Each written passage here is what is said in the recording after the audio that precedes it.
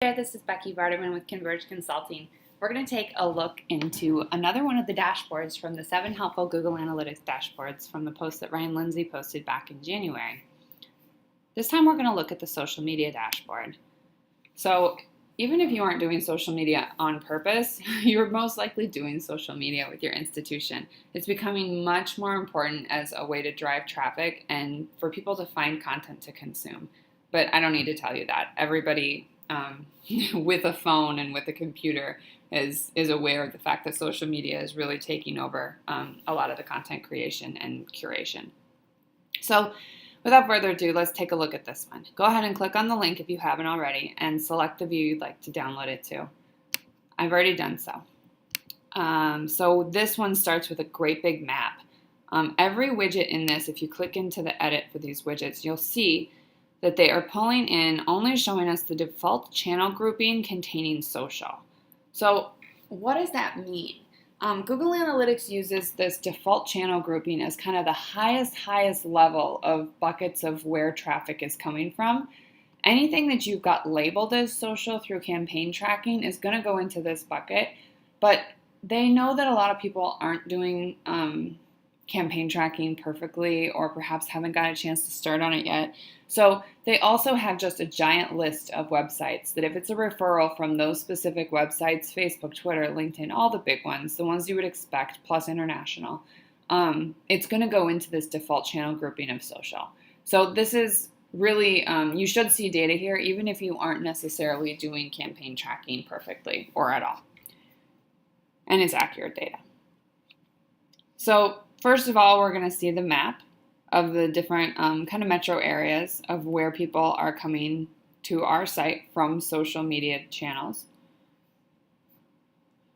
Next on the list, we're going to see the landing pages here that people are coming to from social media based on the number of sessions and the bounce rate.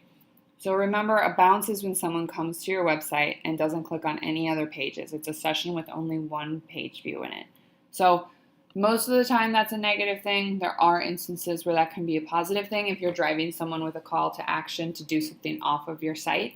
But we like to have that there because for engagement, you really want people to click through to other pages of your site. So it's important for us to understand which landing pages are helping us drive more engagement deep into the site from social media. This next one is the exit pages of people who came to our site from social media. What's the page that they left our site from? And then what's the average time on page as well, to give us a better idea of engagement and what people are doing.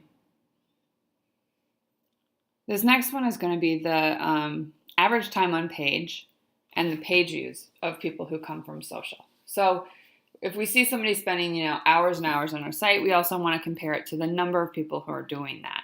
So for example, this last one actually has 14 page views with an average of 45 minutes, which is great. So we know people are really engaged with that Join Our Team page. Join our team, we're fun, I promise.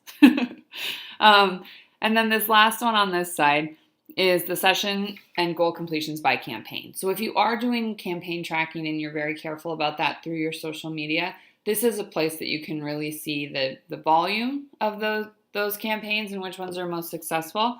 And then also view the goal completions based on that.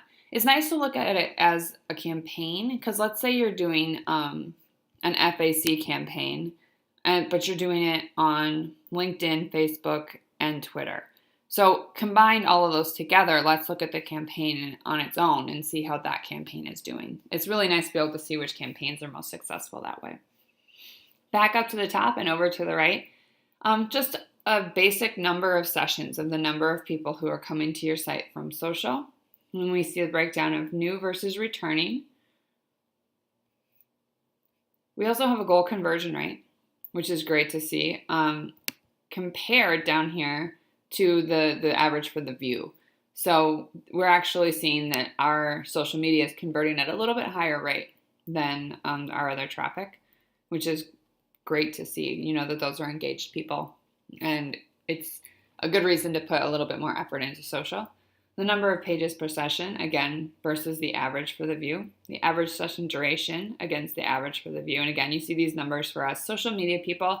across the board, on almost every site that we work with, if people are coming from social to your site, they're a little bit more engaged with you than especially some of those